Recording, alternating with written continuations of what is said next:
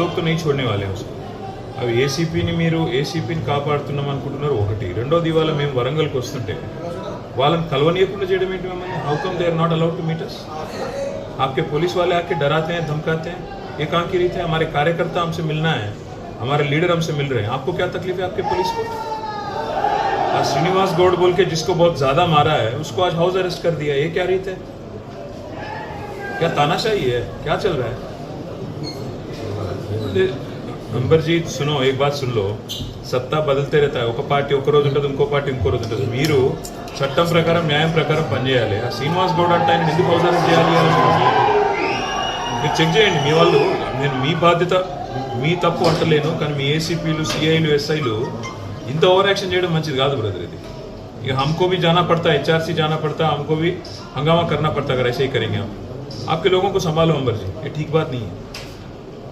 संभल लो और एसीपी से भी बात करो, जास्ती नहीं करने को बोलो उसको.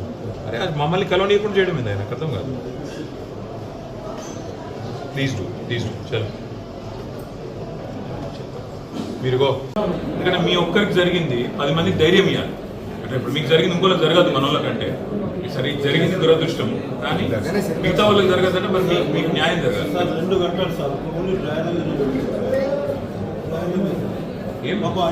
జై తెలంగాణ అన్నది అంతే. అవును సార్, జై తెలంగాణ ఏమనలేదు సార్, అంతే అంతే సార్, ఏమనలేదు. 2 నిమిషాలు సార్ పాస్ జై తెలంగాణ అనడం అనే వాళ్ళు అన్నట్టు మేము బ్యాగులో ఉన్నాం సార్.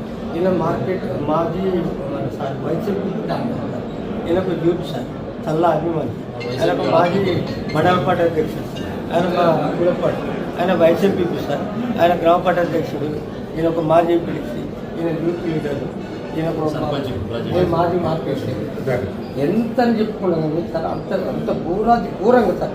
ఏరి కోరి చల్లా ధర్మారెడ్డికి పిచ్చి అభిమానం, పార్టీ అంటే అభిమానం ఉన్న ఏరి కోరి చిట్టీరాడు సార్, చిట్టీలు వస్తానంట. రేపు మళ్ళీ మీకు బంపర్ ఆఫర్ వచ్చిందా మీకు? సార్ ఇప్పుడు ఏం చేస్తారు సార్, ఇప్పుడు జాకెట్ కొట్టినాక తర్వాత నన్ను అంటే ఫస్ట్ ఒక్కొక్కరిని ఏరి కోరి 10 మందిని పిలిచింది. నీ బంపర్ ఆఫర్ వచ్చిందిరా బాబు, నువ్వు రా అని చెప్పి తీసుకుపోతాను.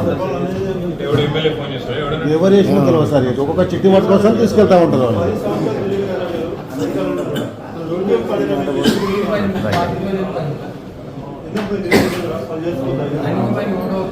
సార్ గతంలో కూడా ఒక 2 years నరకాన్ని వచ్చినా సార్ ఆ ఏసీపీ చేయబట్టి కిషోర్ చేయబట్టి 2 ఏళ్ళు నరకాన్ని వచ్చినా సార్. పుస్తకాలపై నేను మాజీ సర్పంచ్, మాజీ ఎంపీ సార్. ఇప్పుడు కావాలని చెప్పి మొన్న పట్టుకోపోతారు సార్ మళ్ళీ.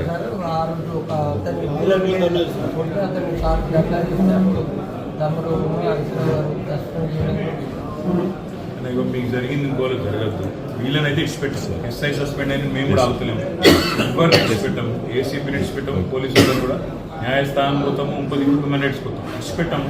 మీరు దయచేసి నేను కోరేది ఏంటంటే ఇట్లాంటి జరిగినప్పుడు మాకు ఒక్క మాట చెప్తే మేమే ఊరుకొస్తాం అందరం. దయాకరణ కానీ మేము కానీ ఏమున్నది పని. ఇప్పుడు ప్రతిపక్షంలో ఉన్నాం మనం. ఇదివరకంటే ప్రభుత్వం నడిపేది ఇంకోటి, ఇప్పుడు ఏం లేదు, మిమ్మల్ని కాపాడుకుంటే మా పని.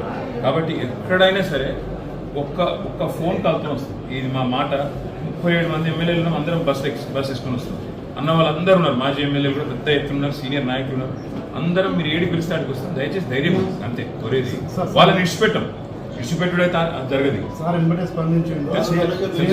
తెలుసండి, మాట్లాడిన అన్నతో అదే రోజు మాట్లాడిన, నువ్వు తెల్లారి రమ్మంటే వస్తా అని చెప్పిన అన్నకే ఫోన్ చేసినాడు. కానీ అన్న ఏమన్నాడు, మనం ఈ న్యాయ పోరాటం చేద్దామన్నా, చేసి వాళ్ళ సంగతి చూద్దామని ఈ లోపల వాడు సస్పెండ్ అయ్యాడు.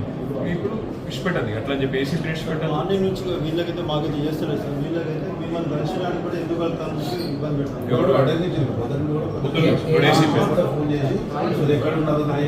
వరంగల్ సిపి